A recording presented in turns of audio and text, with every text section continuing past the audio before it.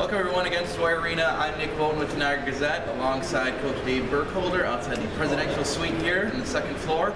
Thanks for joining us.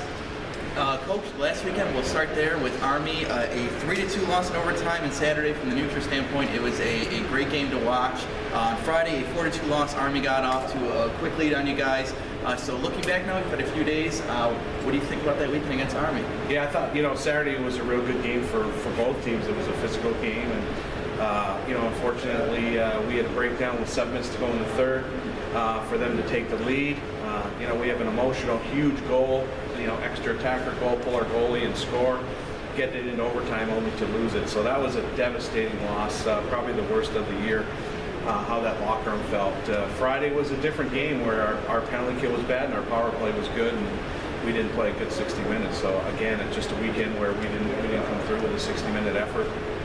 Well, Coach, despite where you guys are in the standings right now, you can catch AIC. We will get to that momentarily, but Coach, AIC this weekend, Mercyhurst next weekend, RIT the weekend after that, Air Force rounds out your regular season. So what I'm getting at is all those names will sound familiar to everyone because you guys have already played them this year. So heading into those games over the next few weekends, what it's like for coaching staff, to prepare for teams that you guys have already seen this year? Yeah, it's a big help, and it's good for our young team in that they'll know what to expect from AIC.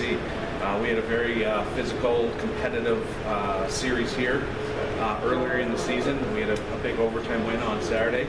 So I think the guys know what to expect, and we'll go back and watch our film and see any tendencies or any changes that we need to make going into a weekend. So it's a lot easier preparing for a team that you've already seen than playing someone for the first time. Of course, and AIC, just a fond weekend in my heart. My first Niagara University win that I covered for you guys was that overtime win against AIC. It was a great game too. So hopefully more of that. And this weekend, Coach, just going to AIC, what do you see looking back on the tape from those guys? Again, as we mentioned, a 5-4 overtime win. Ryan Kuhn setting up Max Giantarno for that game winner. Great view from the press box on that goal. And then a 4-2 loss after that. They had a 3-0 lead in that game. They had 2 power play goals.